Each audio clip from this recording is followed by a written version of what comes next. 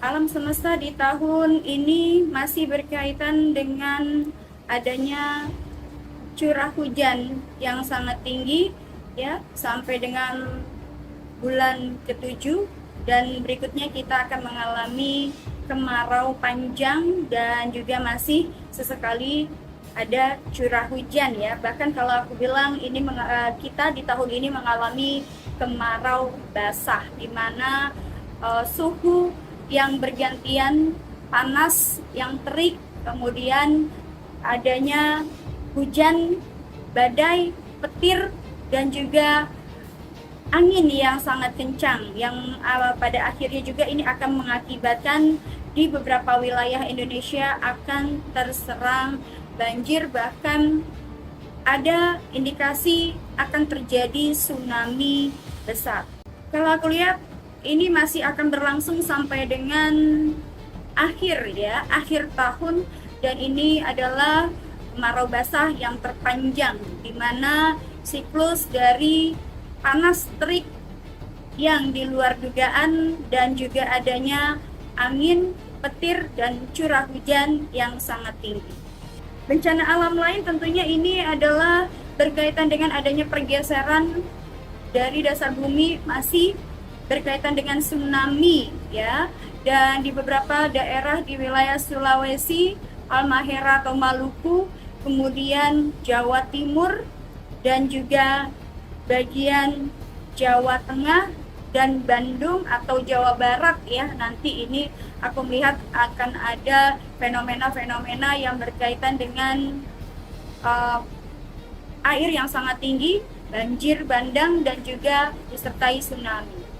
Akan lebih banyak letusan gunung di tahun 2026 berbarengan dengan adanya dan juga menginjak pada tahun kuda api. Dan aku lihat di sini yang akan terkena dampak adalah wilayah Lampung, dan ini juga merujuknya kepada Banten, kemudian daerah Sulawesi masih, kemudian aku melihat ada di daerah Jawa Barat, Jawa Tengah, Jawa Timur, dan aku bilang ini akan lebih banyak ya, karena ini juga berkaitan dengan adanya panas terik dan juga hujan yang juga bergantian.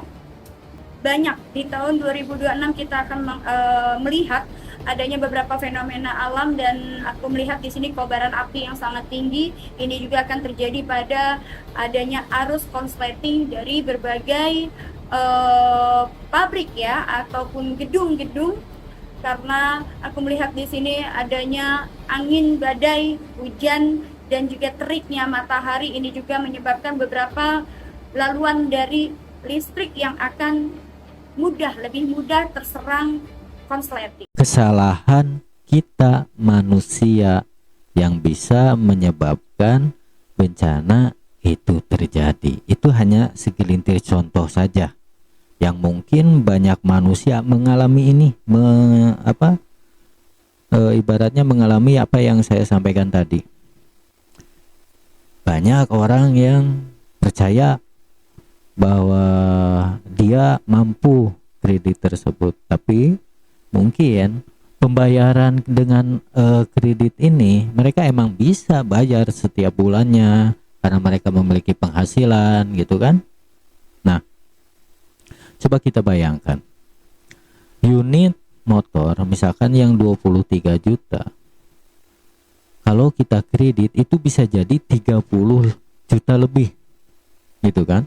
Nah, 23 juta lebih 30 juta lebih itu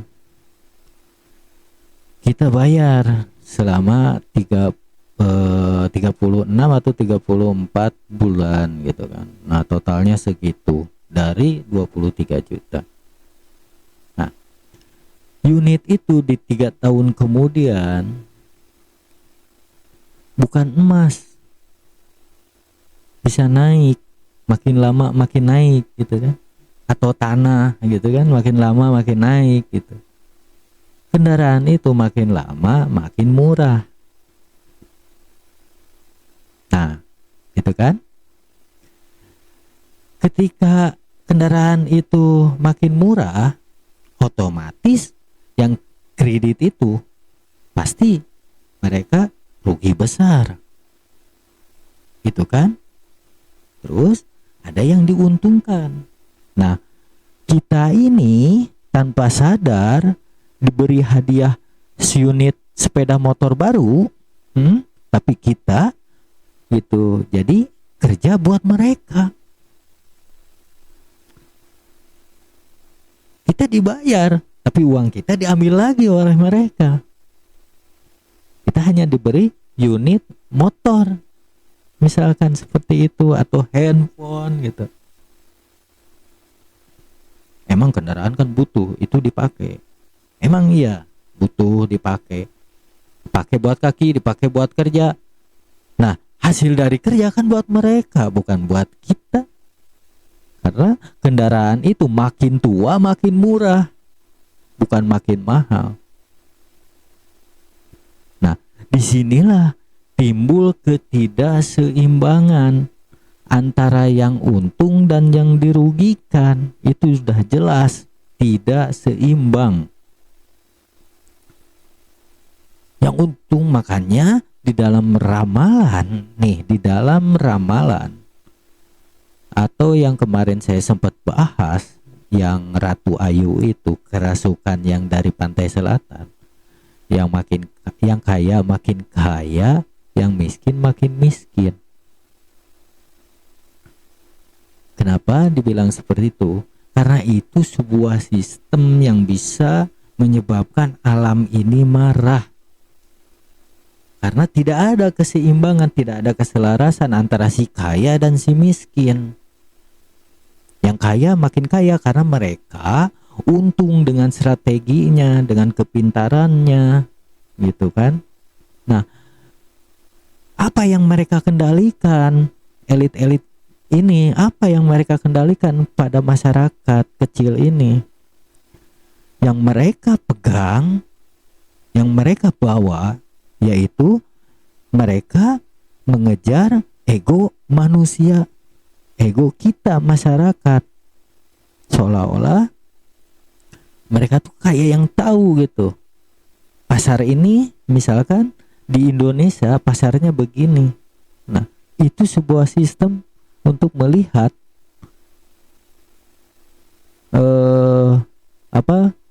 ego kita.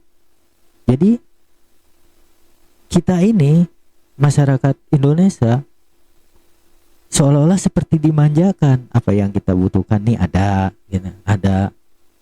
Padahal kita itu jadi ibaratnya budak bebas, budak tanpa ikatan.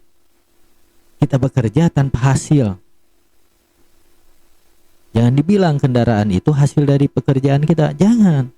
Sebab kendaraan itu yang tadinya 23 juta jadi 30 juta lebih. Coba kalian pakai 10 tahun, atau jangan 10 tahun, 3 tahun saja semasa kredit. Bukan jadi 23 juta seperti harga kita beli awal. Itu bisa jadi 12, 11 atau bahkan 9 juta. Kita udah rugi berapa? Dari 33 juta jadi 9 juta atau 11 juta gitu, 12 juta gitu kan. Belum lagi tahun depan makin turun lagi itu kendaraan. Gitu kan? Itu bukan hasil dari kerjaan. Seharusnya kalau hasil dari pekerjaan, misalkan kita bayar cicilan 1 juta per bulan dikali 36 ada 36 juta. Nah, 36 juta ini kalau kita pakai bisa jadi apa? Itu baru hasil pekerjaan selama 3 tahun. Kalau kendaraan dibilang hasil jeripayah, hasil kerja, itu bukan apa-apa.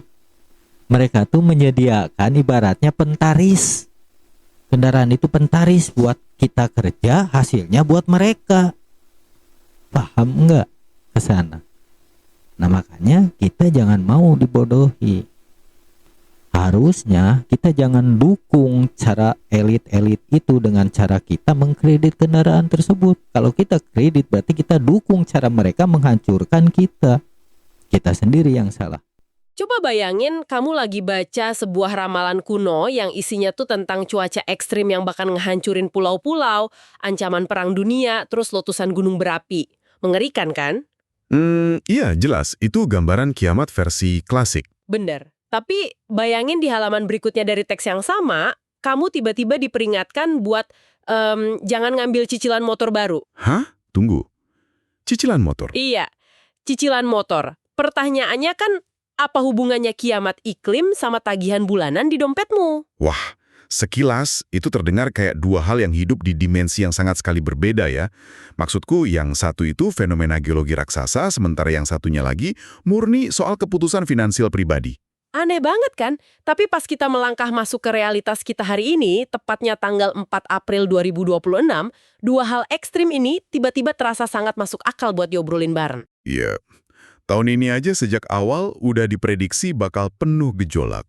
Rasanya semua metrik atau ya buku teks mitigasi bencana kita tuh kayak kehilangan relevansinya. Bener banget. Lanskap krisis yang lagi kita hadapin ini kompleks dan datang dari arah yang nggak terduga sama sekali. Oke, mari kita bedah hal ini. Sip, mari kita mulai. Misi eksplorasi kita kali ini sangat jelas. Kita mau nyari benang merah antara amukan alam semesta sama perilaku konsumtif manusia sehari-hari.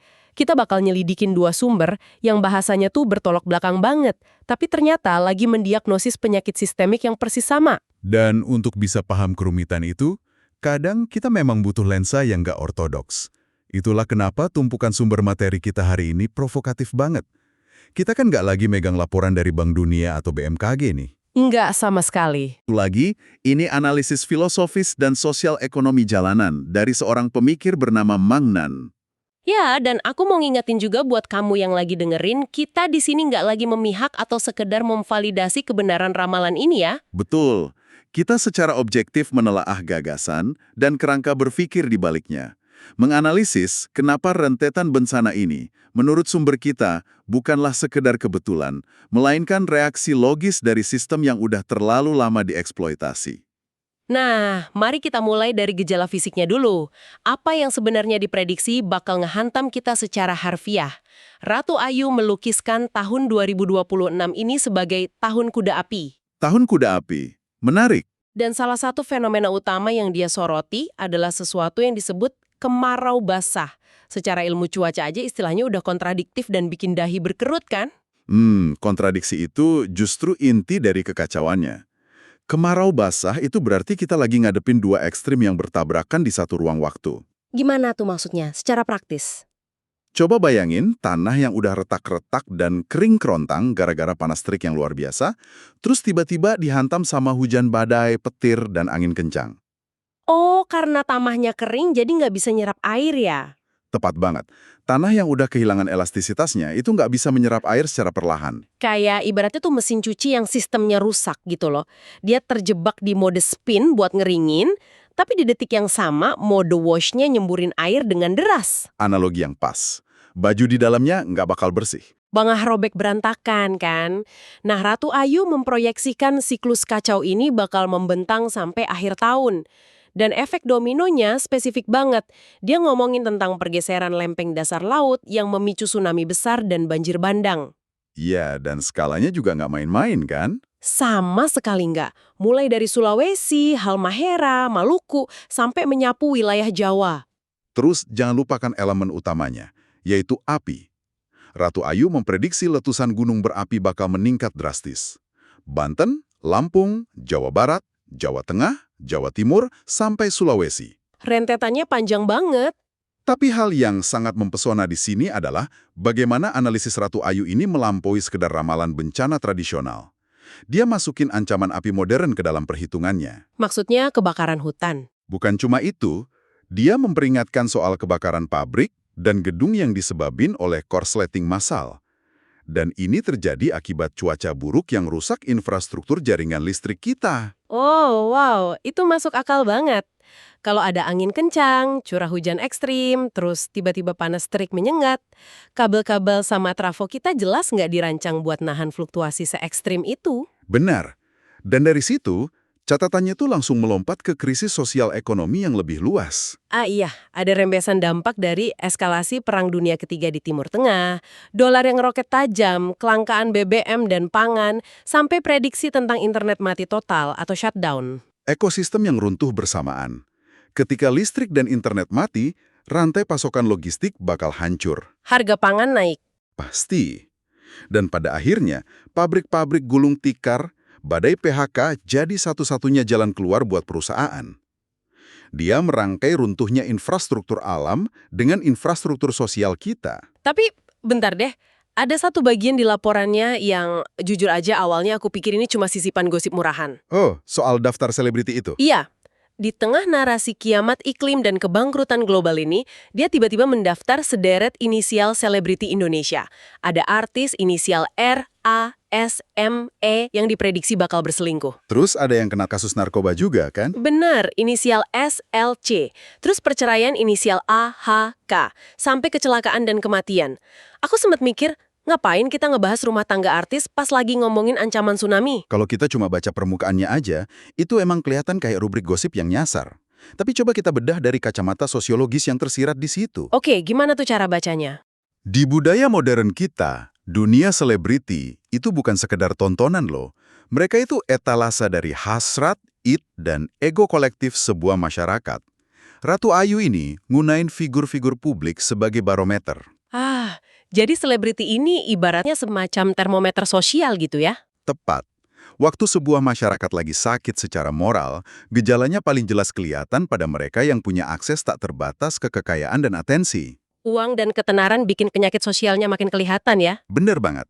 Rentetan perselingkuhan, pelarian ke narkoba, gaya hidup ugal-ugalan yang berujung pada kecelakaan, itu semua adalah manifestasi dari manusia yang kehilangan kendali atas hasratnya sendiri. Makanya dia naruh daftar artis itu bersebelahan sama ramalan tsunami. Betul, dia mau ngasih tahu kita kalau kekacauan moral di level mikro dan kekacauan alam di level makro itu akarnya satu, yaitu gaya hidup yang sangat konsumtif, nggak berhati-hati, dan selalu didorong oleh ego yang tak pernah puas.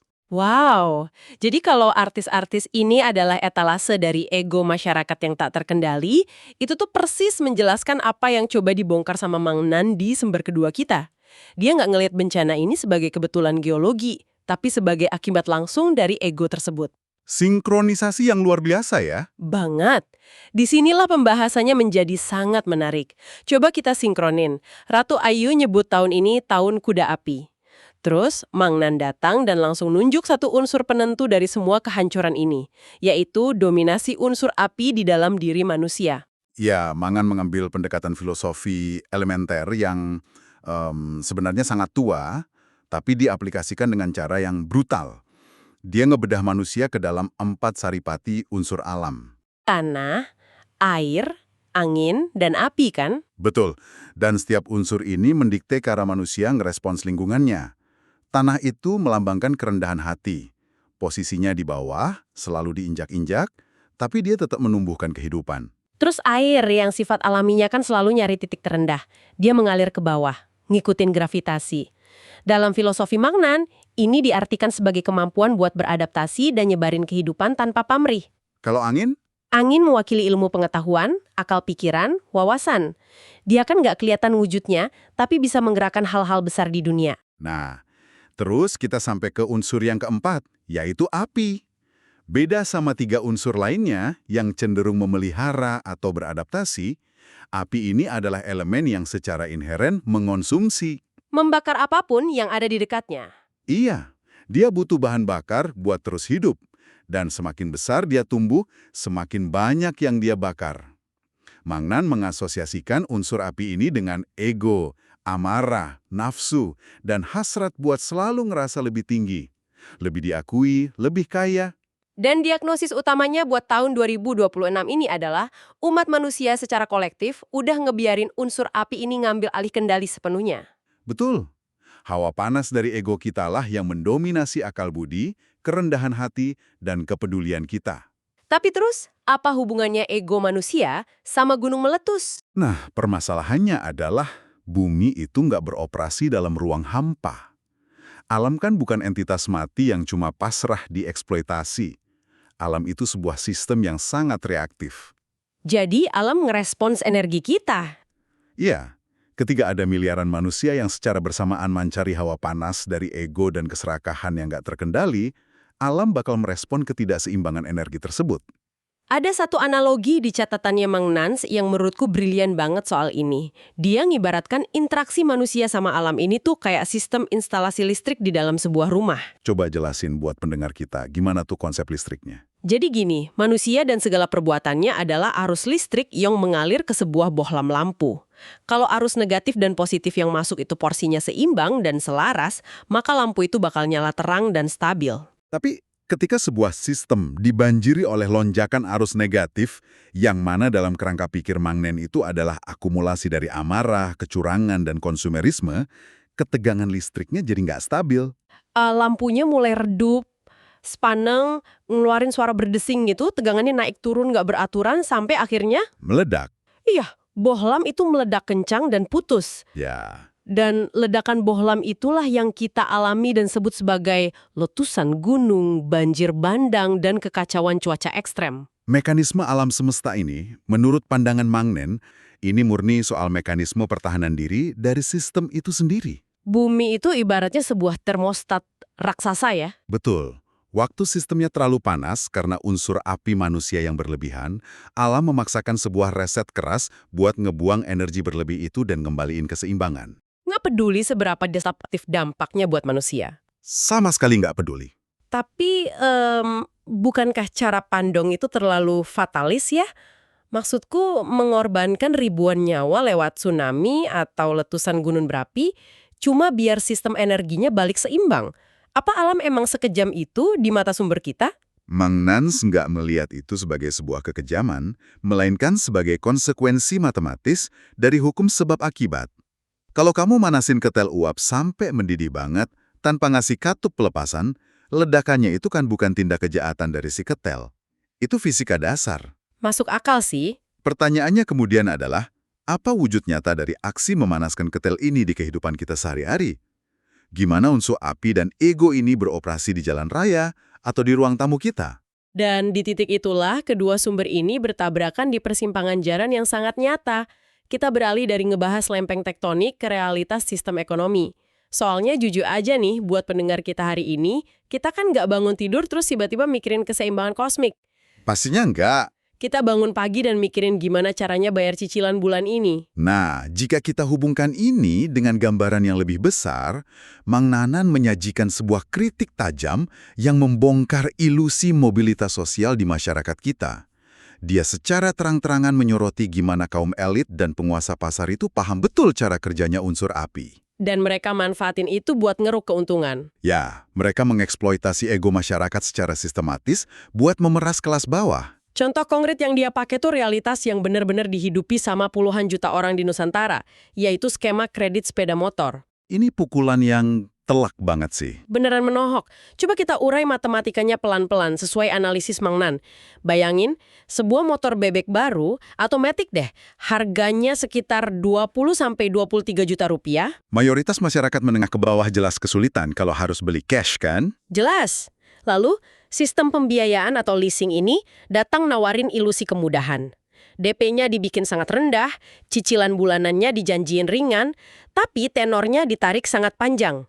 Bisa 3-4 tahun. Dari perspektif finansial, skema itu tuh secara agresif ngubah harga real kendaraannya. Yang tadinya cuma 23 juta, itu bisa membengkak jadi 30 juta rupiah, atau bahkan lebih pada saat cicilan terakhirnya lunas. Ada selisih jutaan rupiah di situ. Betul, selisih jutaan yang murni merupakan keuntungan dari bunga dan biaya tersembunyi, yang kasarnya disedot langsung dari keringat si pembeli. Tunggu, aku harus nyoba ambil posisi berseberangan dikit di sini. Skema kredit itu kan sering dianggap ngebantu masyarakat yang nggak punya uang tunai supaya bisa tetap punya alat transportasi. Mereka kan butuh motor itu buat ke pabrik, ngantar anak sekolah, atau buat narik ojek nyari duit. Narasi itulah yang memang sengaja dirancang sedemikian rupa buat bikin sistem ini kelihatan seolah-olah heroik dan ngebantu. Namun, Mang Nanan menelanjangi jebakannya. Di mana letak jebakannya? Kendaraan bermotor itu nggak kayak tanah atau emas, adalah aset yang mengalami depresiasi.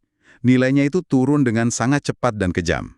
Oh, penyusutan harga jual ya? Iya, 3 tahun kemudian, saat kamu ngerasa lega karena akhirnya ngelunasin motor dengan total uang yang keluar udah 30 juta lebih, nilai jual motor itu di pasar mungkin udah anjlok sampai sisa 10 juta rupiah doang. Kemacetan, kerja lembur mati-matian, pada dasarnya cuma buat nyetor bunga pinjaman ke institusi keuangan yang dirancang sama kelompok elit.